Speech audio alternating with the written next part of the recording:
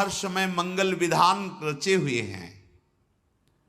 उनके हर विधान में बड़ा प्रेम उनका छुपा हुआ है, अहेतुकी कृपा छुपी हुई है, उनकी दया सब पर है, सब पर मोरी बराबर दाया, भगवान कहते।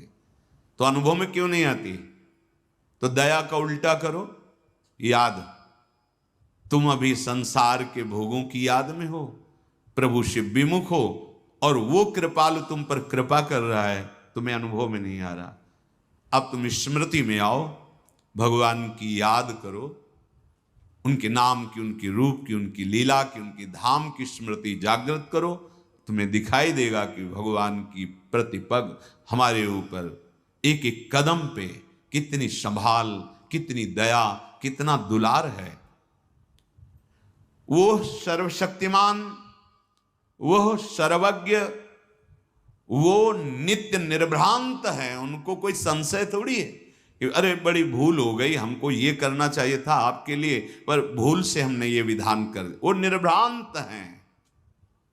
उनका जो कुछ भी विधान तुम्हारे लिए है, बड़ी मंगलमयी भगवान की रचना से आया है विधान, तुम्हारा मंगल करने। तुम्हारी इच्छा के विपरीत हो सकता है, क्योंकि तुम ना तो सर्वज्ञ हो और ना दूर दृष्टि वाले हो। तुम माया दृष्टि से, शरीर भाव से ऐसी इच्छा करते हो कि ये हो जाए तो हमारा मंगल हो जाएगा, पर भगवान सर्वज्ञ हैं, दूर दृष्टि, परिणाम दृष्टि को जानते हैं। आप भगवान को अपना माना है और आप उनसे मांग की है, वो देख रहे हैं कि ये मांग इसको हमसे विमुख कर देगी, वो नहीं देंगे, वो विपरीत परिस्थिति पैदा कर देंगे।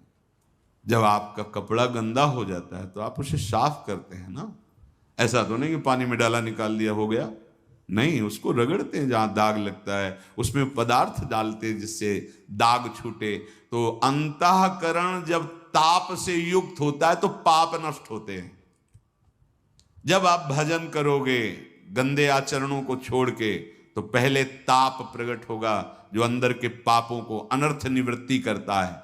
उस समय सत्संग की आवश्यकता है। धैर्यवान रहो और नाम जब बढ़ाते रहो, बिल्कुल दुख सुख की परवाह ना करो, जीत जाओगे।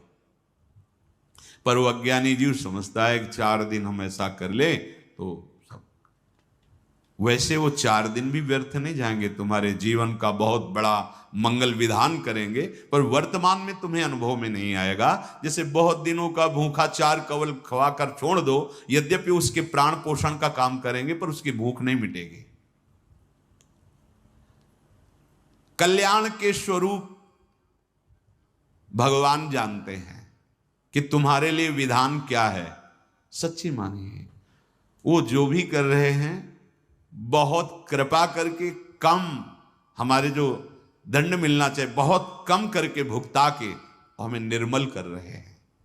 हम आरोप ना करें, एक भी कोई ऐसी चेष्टा नहीं जिसका तुम्हें फल ना मिले, एक भी चेष्टा। और तुमने कितनी कुछ चेष्टाएं की है और तुम्हें वृंदावन आने को मिला, तुम्हें सत्संग सुनने को मिला, तुम्हें राधा नाम जपने की प्रेरणा मिली। ये तुम्हारे कर्म का फल नहीं है, श्री जी की कृपा है। श्री राधिका कृपा बिनु सबके मनन अगम्य, ये सत्य है। एक बार तुमने राधा सुना, बोला भी नहीं, ये सुनना ही तुम्हारे लिए महामंगल की नींव पड़ गई। जब परिणाम आएगा तब देख लेना।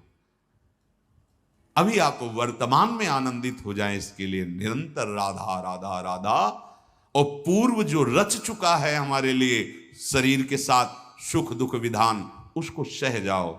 बहुत कम में आएगा और सहने की सामर्थ्य भी मिलेगी, और आगे परमानंद है। अभी आप पापाचरण कर रहे हैं, बड़ा सुख अनुकूलता चल रही, भूलो मत, भूलो मत। तुम्हारे पुण्य नष्ट किए जा रहे हैं तुम्हें महान दुख प्रदान करने के लिए। पाप कर्म करते हुए सुखी और फूल रहे हो, वो पुण्य नष्ट हो रहे हैं। पाप नया तैयार हो रहा है, पुराना तो स्टॉक है ही।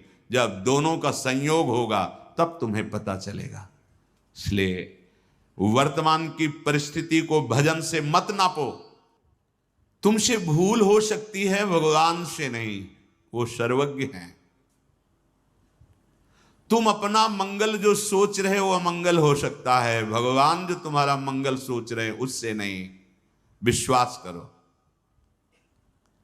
भगवान कभी, पूज्य राधा बाबा के शब्दों में, कि भगवान की ताकत ही नहीं कि वो अमंगल कर सके। जैसे सूर्य की ताकत ही नहीं कि अंधेरा कर सके। भाई सूर्य भगवान विराजमान, दिखाओ अंधेरा, तो कहेंगे हम जाएंगे तभी अंधेरा होगा, हमारे सामने तो अंधेरा हो नहीं सकता। तो भगवत विमुख का अमंगल हो सकता है, भगवत सन्मुख हो तो भगवान की भी ताकत नहीं कि अमंगल कर दें। नहीं बोले भगवान मार सकते हैं, तो जिनको भगवान ने ऐसी लीला की उनको वो पद मिला जो मुनि जनों को मिलता है। बड़े बड़े साधन परायण तपस्वी मुनि जिस पद की आकांक्षा करते हैं, भगवान ने जिनके साथ ये उद्धार लीला की, वो मुनिजन वांछित परम पद को प्राप्त हुए। भला अमंगल कर पाए? भगवान अमंगल नहीं कर सकते। अगर भगवान को कहा जाए कि तुम्हारी ताकत हो तो हमें हमारा अमंगल करके दिखाओ, तो भगवान हार जाएंगे। भगवान मंगल भवन है, वो अमंगल कर ही नहीं सकते। हां, भगवत विमुख होने पर अमंगल हो जाएगा। तो तुम उपासक हो, भगवान की असीम शक्ति है, उस असीम शक्ति में सब कुछ सहज में करने की सामर्थ्य है, पर वो तुम्हारी इच्छा के अनुसार नहीं कर रहे। इसका मतलब भगवान की मंगलमयी इच्छा हमारे ऊपर लागू हो गई। अब हमें भगवत प्राप्ति में कोई संशय नहीं। अर्थात उपासक को एक तो इच्छा ही नहीं करनी चाहिए, अगर इच्छा है तो भगवान के सामने रखकर छोड़ देना चाहिए। आप जो आपको भावे सो करो। आप स्वतंत्र हो, आपको लगे कि इस इच्छा पूर्ति से मंगल होगा तो आप कर दो, और आपको लगे कि नहीं होगा तो आप कभी मत करना, ये छूट दे दो। नहीं, ये छूट इसलिए कि तुम्हारी श्रद्धा और विश्वास डगमगाएगा नहीं। भगवान की सर्वज्ञता, सर्वशक्ति, सौहार्दता, मंगलमयता पर तुम विश्वास करो। अपनी स्वतंत्र इच्छाओं से कभी तुम मंगल स्वरूप को प्राप्त नहीं हो सकते। प्रभु की अहेतुकी कृपा, प्रीति, सौहार्द, सर्वज्ञता आदि पर विश्वास करके तुम जब अपनी इच्छा को प्रभु के चरणों में समर्पित कर देते हो, और वो इच्छा जब पूर्ति नहीं होती और आप विचलित होते हो, तो भगवान कृपा करके सत्संग दिलवा देते हैं। पक्का मानना, सत्संग मिला, भगवान ने हमको चयन कर लिया अपने पास बुलाने के लिए। पूरी सृष्टि में हम पर कृपा हो गई, इतने अनंत जीवों में से मुझे निकाल लिया।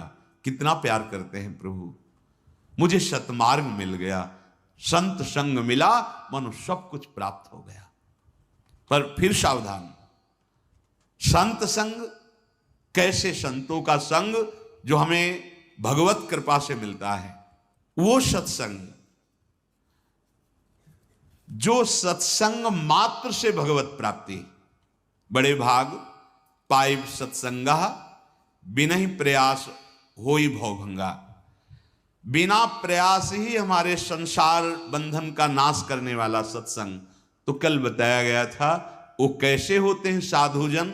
पहला था तितिक्षवा, तितिक्षवा सहनशील, कारुणिका दयालव अर्थात दयालु, सर्वदेही नाम अर्थात सकल प्राणी नाम सुहृदा हितकांक्षिणा। समस्त देहधारियों का कैसे मंगल हो, ये कैसे सुख को प्राप्त हो, यही उनके हृदय में चलता रहता है। अजात शत्रवः, संपूर्ण सृष्टि में एक भी शत्रु जिसका नहीं है। ना जातो शत्रुवो येषां ते तथा अजात शत्रवः, पैदा ही नहीं हुआ जिनका शत्रु, अर्थात किसी से द्वेष नहीं। अद्वेष्टा सर्वभूतानाम मैत्रः करुणैवच, सबसे मित्रता का भाव, सबसे करुणा का भाव, किसी पर दोष दर्शन नहीं, किसी से द्वेष नहीं। अजात शत्रवः साधवा साधुभूषणा, ये परम सुशीतल शीलवान साधुता के लक्षणों को धारण करने वाले, मानो साधुता ही उनका आभूषण है, ऐसे संतजन। मयि अनन्य भावेन भक्तिम कुर्वन्ति ये दृढ़ाम। मयि अनन्य अर्थात एकाग्रेण निष्कामेन कर्मणा मनसा अंतःकरणेन दृढ़ाम भक्तिम कुर्वन्तु। शरीर से, मन से, वाणी से एकमात्र अपने आराध्य देव का आश्रय, एक भरोसो, एक बल, एक आस विश्वास, सब हमारे भगवान के स्वरूप है। पर हम जिनकी उपासना, जिस नाम की, जिस रूप की, उसमें अनन्य भाव। मयि अनन्य भावेन, एक अनन्य भक्ति का स्वरूप है